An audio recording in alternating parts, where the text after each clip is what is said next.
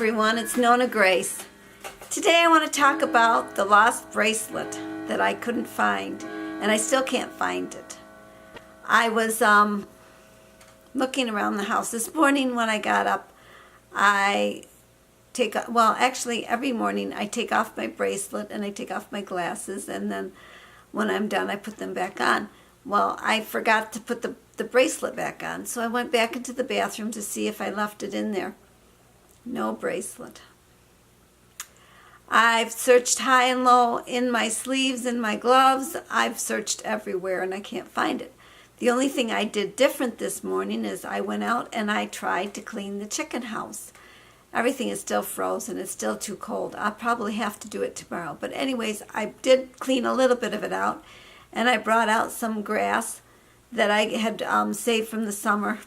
I had put it into the house, and I thought, well, maybe I dropped it in the grass.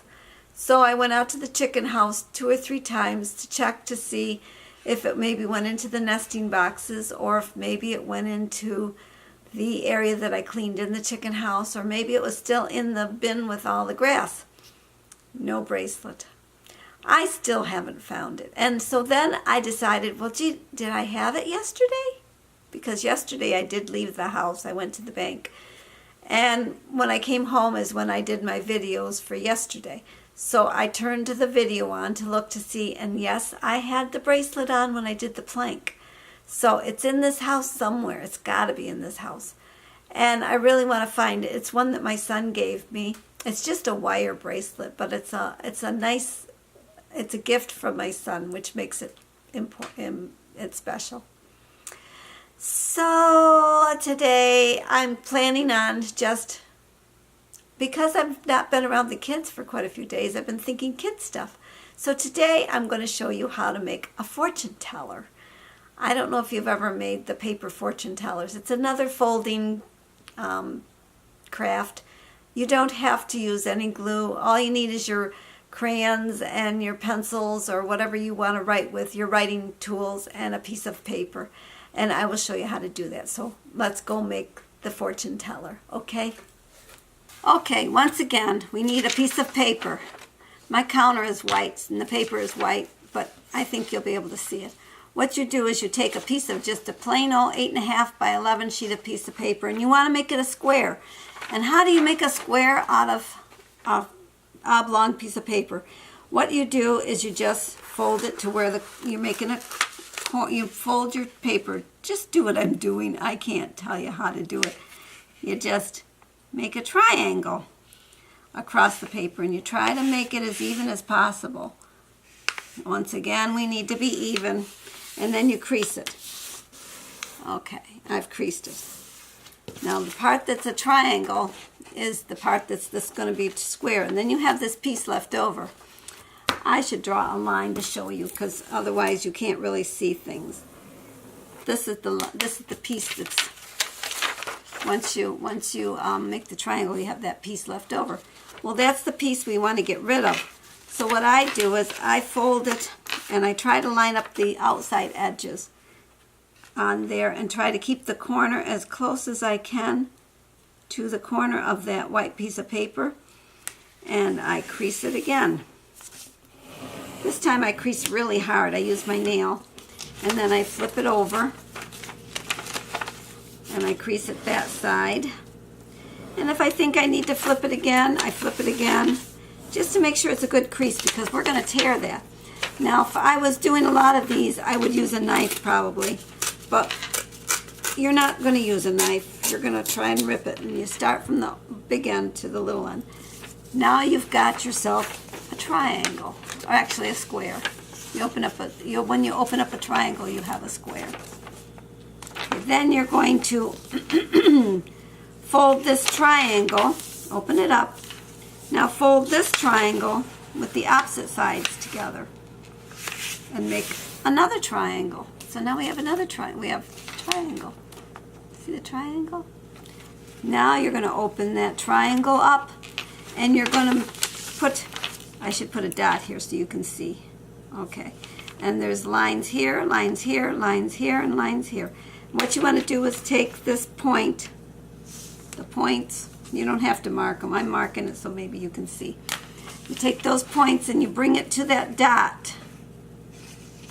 Don't go past the dot, just bring it to the dot. Then you turn your paper and you bring this point to the dot. Try not to overlap these two pages because you want to leave a little teeny bit of gap there. And put that one down. And then turn your paper and bring this point to the dot. Are you keeping up with me? It's not too hard to do. Okay, and then the last corner, now it looks like you have a house, but you don't want a house. You want to make a fortune teller. So now you bring the last one to the dot, or the middle of the paper, and you fold it. Okay, so you've got a thing that looks like this. Now we're gonna turn it over and put those folds to the bottom. Now you've got another square, but it's a smaller square. And this one has, this one has lines on it also. There's lines there. Okay. I don't know if you can see those lines or not, but now you're going to take this corner and bring it to that dot. So you bring that corner, stay within those lines, don't overlap the folding lines, and turn it and do the same thing again. You're going to do this to all four corners, and you're creasing it as you go. Fold and crease. But make sure you don't overlap here. See, you want to have a gap. You don't want to overlap those because they're going to have to be movable. And do your last corner. Okay, when you get to this point, you're going to flip it over again. Yep, now you've got an even smaller square, but these squares have little pieces that stick out, which you're going to write on. Now, if you can read, you can write words. If you know numbers, you write numbers. If you don't know how to read, you put color. And then the older person that you're playing this with can tell you how to spell it, because what you're going to do is then you're going to flip it over and you're going to put numbers on the inside, is what I did. I put numbers on. There's 2 numbers to each flap, because where the crease is, that's like the division. You put a number on each of those flaps.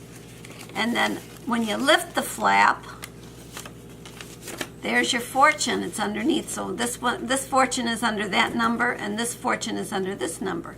So and how you play it is you fold this in half, fold it in half again, so you've got nice creases. Okay, now you let it open up and you slide your finger into those little corner things, and you make it close. And you put your point. Now you got to use your pinchers. You put a finger in one and a thumb in the other, and then a pincher on this side. You put a pincher in that side and this side. Then you open and close like that. And how you play the game is you ask somebody to choose one of those squares they want them to point to. If they can't spell, they can point to it, and the person that's doing it would go, like say I chose chicken, so it'd be CHICKEN. And when I stopped, there's number 1, 4, 8, or 5. Which number did you want? You want 5? Okay, so then you go 1, 2, 3, 4, 5. Now there's 6, 7, 3, and 2. Which number did you want? You want 3? 1, 2, 3. Okay, now you choose a number. I want 5 again, so we'll see what's under number 5. So you lift up number 5, and it says, be careful when you run. That's your fortune for today. So I better be careful when I run. I'm not planning on running today, so I should be okay. But that's how you play the fortune teller, and it's hours and hours of fun. And after a while, somebody will say, oh, just don't ask me any more questions. Please go ask somebody else. But the kids will have so much fun with this. So there you go, another kid project. Because I'm missing kids, I'm apparently thinking of kids.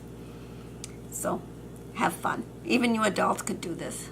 So it says, you could put in there, you're going to do the dishes tonight, or you will wash the dishes for the next week, or you're going to make your bed every day, or so-and-so will make your bed every day. Your brother will, or your sister will, or something.